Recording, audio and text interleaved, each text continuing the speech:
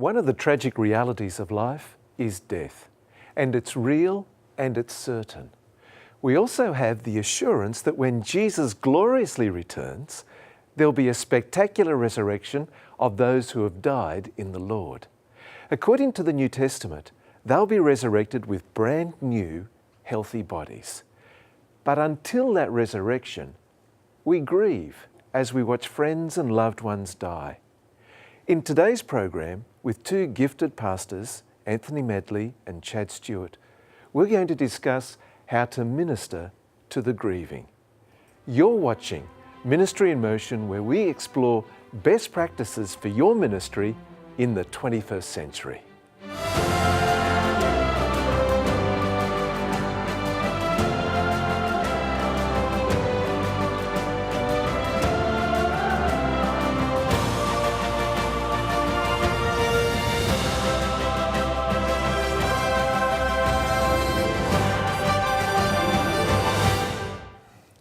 Thanks for joining us, gentlemen. As soon as you hear of a death in your congregational communities, what's the first thing that you typically do, and what's the first thing you'd like your congregations to do? Wow. Well, typically, the shock of death requires an immediate response. So typically the first thing I will do is try to get to the home, get to the family, and contact individuals who also may be close to the family who has lost a loved one. Right.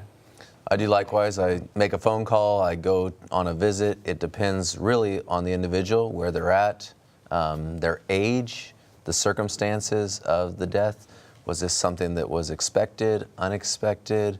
I analyze a lot of those things, but you make some sort of immediate contact. In regards to the congregation, when they learn of it, you really want them to begin praying for the family and even reaching out to the family. It's always wonderful when you show up somewhere and they say, oh, the church has already reached out to us and people are already asking if they can bring food or whatever. Casserole's got there's already, the casseroles beat the pastor, you know? I mean, it's always great when the members show up like that. That's good. Now, when it comes to the funeral service itself, what's the bottom line that you're trying to achieve with that funeral service? Well, you want to give hope to the family.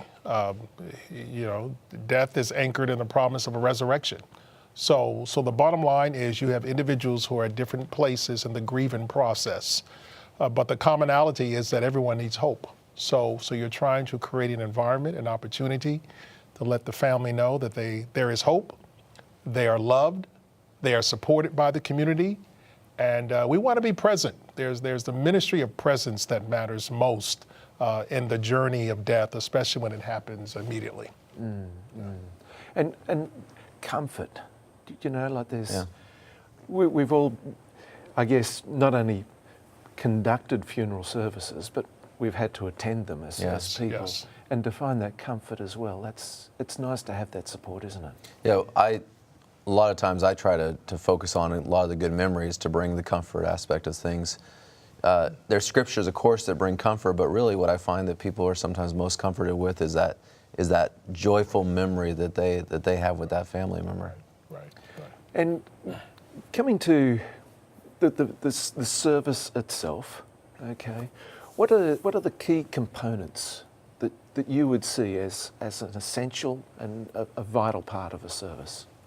It always varies, in my opinion, to what the family really wants and desires. I've been in services where literally the family said, we don't want any music. We just want a simple eulogy. We're going to show a slideshow maybe, and that's it. Recently being involved with one, they said, make sure no one reads the life sketch because the life sketch printed, no one needs to read it. Everyone can read it themselves. So I mean, I really go based on what the family desires, and it varies. But sometimes it can be quite elaborate. Sometimes it can be quite simple. Yeah, exactly. And I would agree with that. The family does determine the direction that you're going into. They should have the final say. Absolutely. In terms of what they're looking for. And at the same time, there are cultural variances that we have to consider also. depend upon the person who died, how popular they were, how involved with the church they were. If they were musical, then you already know what kind of service you're going to have. Yeah. So it's still at its core is trying to adhere to the best practices for the family based upon what the family wants, and still giving guidance to that, because sometimes, services in some communities can be very extracted and are very long services, and others you can get an hour or less service, and you praise the Lord for that. There's some you're there for 4 hours and onwards. So you have to balance that delicate context between taking care of what the family needs and wants, and also trying to be respectful of time and those that are involved. And that becomes a difficult dynamic at times. And people are more patient with the time aspect of things, I find, when it's a younger person, or when it's something very tragic in the sense of an unexpected event. Right. Then those services, in my context, have typically gone longer, and there's no feeling of this is too long. Sure. And so there's variances on that too. Yeah. And realizing that the cultural issues and the age issues, but often we're called upon to offer some advice or guidance, particularly in terms of music. Mm-hmm. What are some general principles that you adhere to with music during a funeral service? Well, music matters a lot in times of death. It really sets a tone. It really does set a tone. So music is, for the most part, critically important because the hope and the messaging comes through the music.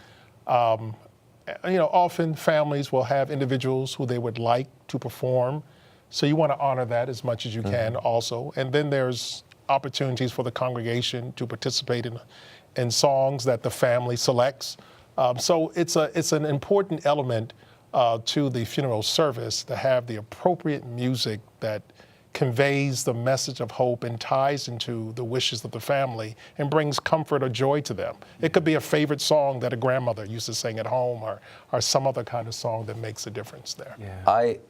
I've had families ask me, well, what hymns do you think we should have? And I always try to tell them, we want something that's singable, because I have been to places where there's some obscure hymns that have been chosen, and there's nothing like when people are crying and trying to sing, then trying also to sing a song that they don't know. Yeah. When it's one of those songs that everyone can sing, it brings a warmth to the service.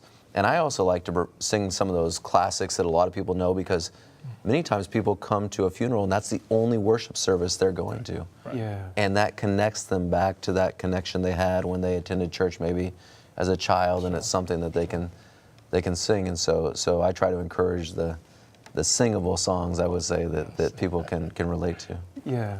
And in some of the funerals I've conducted, they've been for unchurched people. Mm-hmm.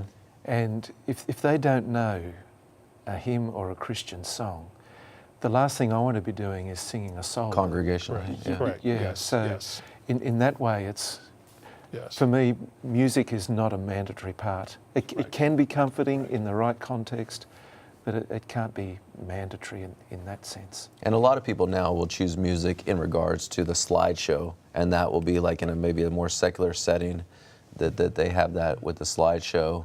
And also it varies on what church you're at, because I've been at churches where we had no singers, and you didn't want to, if they said, well, do you have someone that could sing, you didn't want to suggest someone that would get you in trouble. Yeah. So it's always nice to have someone that can sing. And it's no easy thing to actually sing a solo at a funeral. No, it's not. To volunteer somebody. So again, music, we need to be sensitive to the needs and the situation. When we come back after the break, I want to talk about the actual message that you like to, or that you've found yourself delivering at a funeral service, and what you're trying to achieve with that specific message. Okay. We'll be right back with more Ministry in Motion.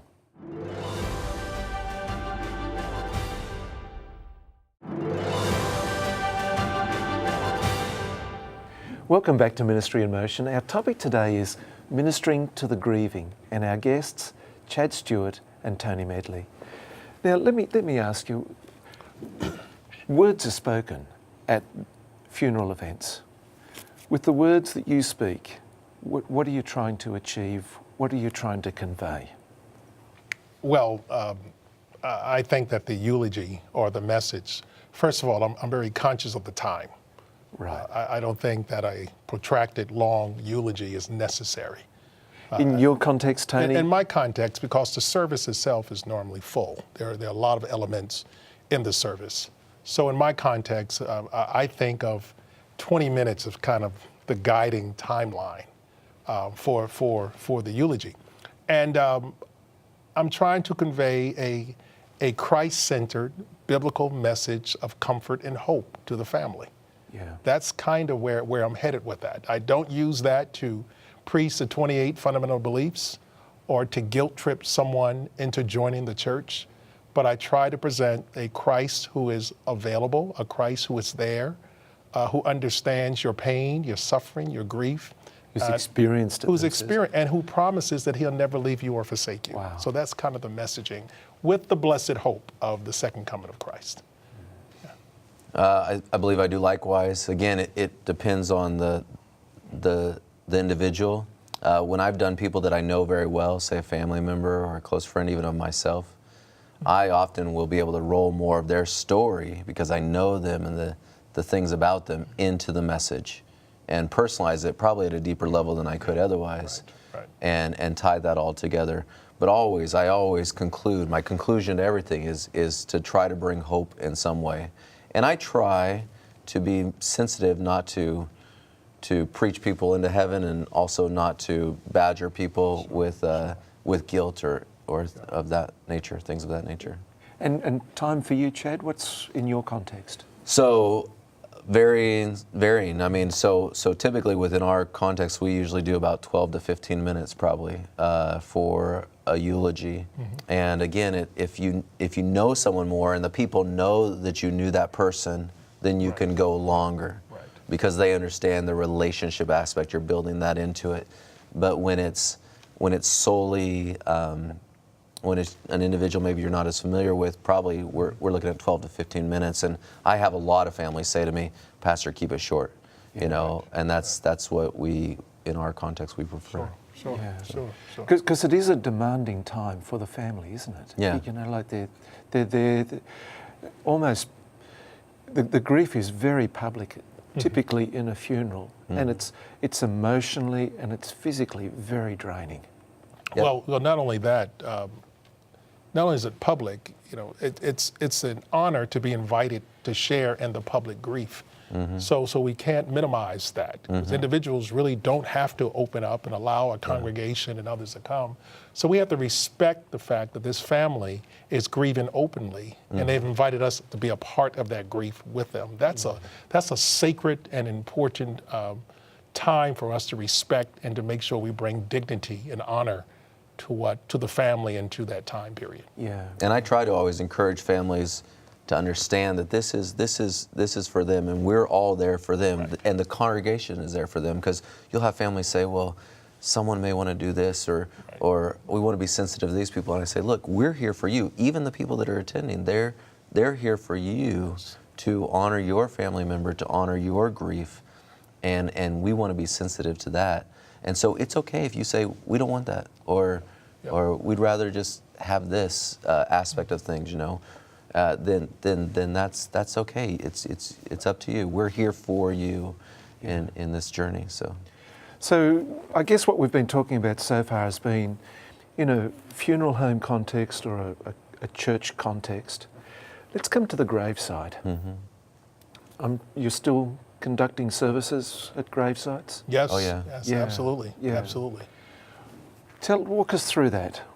What's the context with that? Well, you know, we have several factors where we live. First of all, you have weather-related issues that could change a planned graveside ceremony based upon snow, rain, and et cetera. And I don't know what it is about cemeteries, but if there's a cold place, if there's a hot place, if there's a windy place, it always seems to be there. Yes.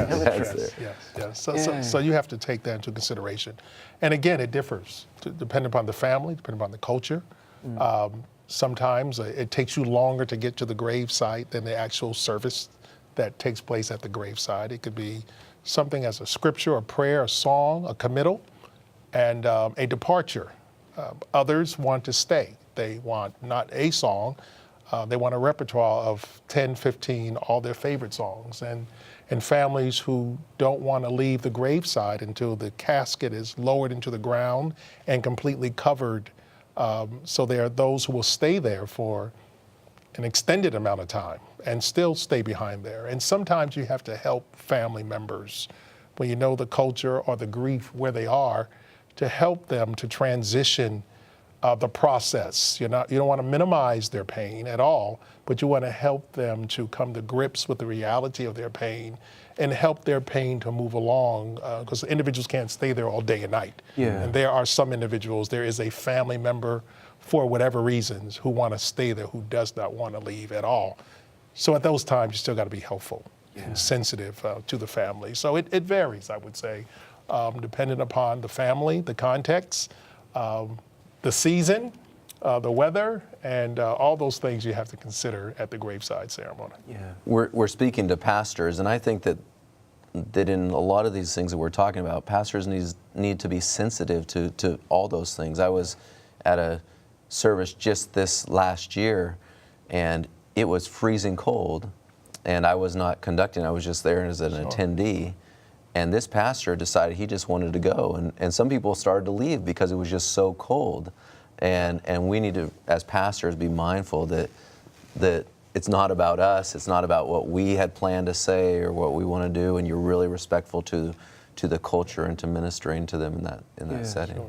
So an important thing there is to plan for those contingencies, for rain, for extreme weather, whether hot or cold, and just be prepared for it. And even plan for the reactions of the family. You don't always know. You have different moments with the family, and sometimes they'll communicate something to you, and things shift. They may come to you at the last moment and say, you know what, so-and-so, the grandma, she really wants to stay by and make sure that we watch this, and we don't want to make everyone stay by, and so you may say something like, at this time, those who would like to remain by while the casket is lowered, you can do so. Otherwise, we'd ask those who desire to leave quietly. And those things can change like that, and you have to be prepared for that moment. It's being sensitive to the needs and the situation, and being aware. Now, we know that grieving doesn't just stop at the graveside. It continues on.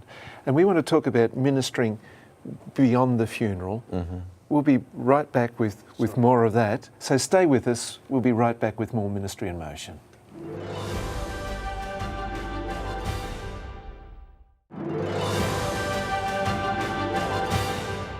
Welcome back to Ministry in Motion. Our topic today is ministering to the grieving, and our guests, Anthony Medley and Chad Stuart.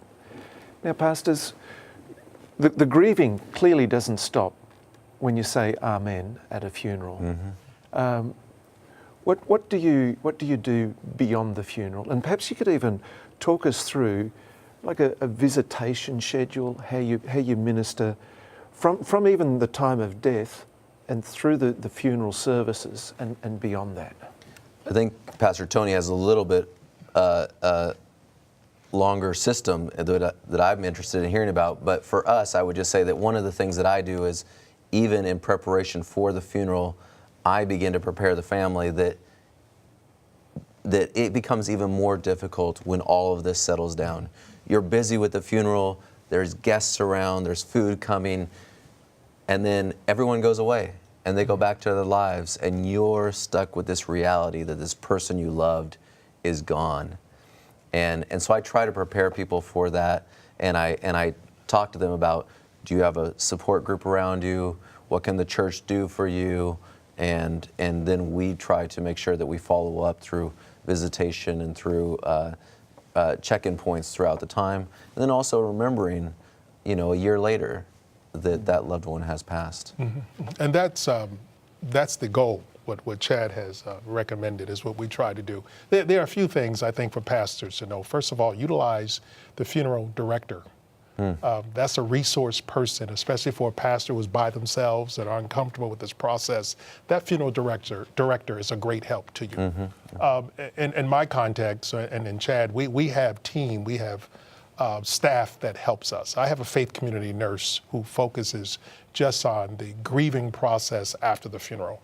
And for us, it's a 13-month process because, as Chad mentioned, the person is alone. And if this is their first loss, they really don't know what to anticipate, what's going to take place. If it was a couple who've lost a loved one and they don't have a family system around, sometimes they don't even know how to ask for help. Mm-hmm. So we have to help them in that process. And how do you do that? Well, and that's the ministry of presence. That's being in tune with them. That's anticipating, knowing, connecting, knowing the next steps that they're going to go through. Sensing when they're in denial or when there's guilt or there's anger or disappointment, and really helping that person through the despair steps. So our 13-month process is an intentional process of connecting individuals with this person to journey with them over. We use a 13-month period because that anniversary, that 12-month, is often a very difficult time also, the anniversary of the person's death. So we try to take that even beyond that, because through that year, look, you passed through all the significant holidays that loved one was there with you. Now the person is no longer there with you. What do you do with that timeline?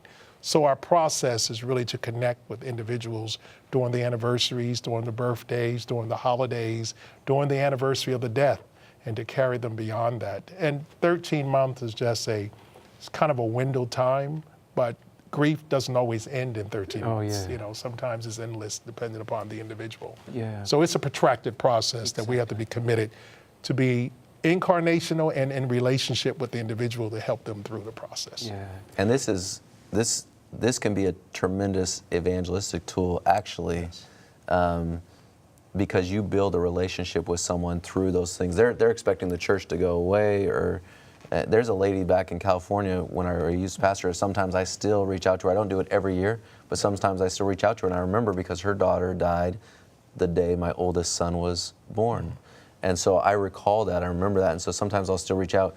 And she became more connected to the church by that continual engagement. Right. Yeah. So listening to you're really describing here, it's not just the pastoral responsibility. It's a congregational, absolutely, ministering opportunity to those that are grieving. Yeah. Now, sometimes when we can be really close to somebody in our community, and we're asked to conduct the funeral for them, have you been in the situation where you might have sensed you've been a little too close to them, and you actually need to be the recipient of the ministry rather than the giver of it? Sure. I would say early in my ministry that I felt that I had to be all things to all people, even your own family. That was a mistake. Yeah. We're allowed to grieve too. We're allowed to take the other role and to be the son, the nephew, or whatever it is. And I think there are times when we as pastors need to allow ourselves to grieve and just be a family member as opposed to being in charge. Now, I did discover in Chad maybe that early in my ministry, I did that to try to squash my grief. But now, individuals are too close, I have no problem of saying that as a pastor, I'm here as a family member or as a close friend, and that's the role I will take. Yeah. I still struggle with that. So I'll be honest, because much of my family is not connected to a church, and many of my friends are not connected to churches. And so I've found that it's often been turned to me. One of my best friends, one of my groomsmen, committed suicide about 3 years ago. And I literally couldn't stand when I heard about it. And after the service, I grieved, but his parents came to me and said, "We need you." And so I put it in that. I stepped in, but it was the most miserable thing I've ever gone through in my life. And having to stand in front of those people was very challenging. So I agree with Anthony. And if there is another person that could do it, it'd be great. But sometimes. And I agree with Chad. It's you. It's you. Absolutely. And that's a hard thing. Yeah. Now we've got to finish up now, but there's something I'd like to say in conclusion. I've found personally that conducting funerals is really quite emotional and draining as a pastor, and it's important to take a little bit of time to recover from conducting major services like this. So I think it's important in ministry that we do allow a bit of recovery time. So just for self-care. Gentlemen, colleagues, pastors, thank you. Thank you so much for coming on. Thank you. Thank you. Thank you. In our program, Ministering to the Grieving, with Pastors Anthony Medley and Chad Stuart, 8 important points emerged. First of all, immediate contact with the family is critical when there's been a significant loss. The second point was, the purpose of a funeral service is to give comfort, support, and hope in the resurrection. Our third point was, key components of a funeral service vary, from being elaborate to very simple, depending on family preferences, cultural settings, and other circumstances. Our fourth point was about music. Music should be carefully selected and set the appropriate tone. The fifth point was, funeral homilies should be brief, Christ-centred messages of comfort and hope. Our sixth point, when conducting a graveside service, be flexible and sensitive to the needs of the grieving and plan for weather contingencies. The seventh, grief doesn't stop with the funeral. Take time to prepare families for what's ahead. Anticipate needs and prepare the church for ministry to the grieving. And our final point was, pastors may need to take time for personal recovery after ministering in an emotionally intense environment. Thanks for watching Hope Channel and Ministry in Motion. Remember, you can access all the Ministry in Motion programs on demand for free at our website, ministryinmotion.tv. Until next time, may God bless you and your ministry. Bye for now.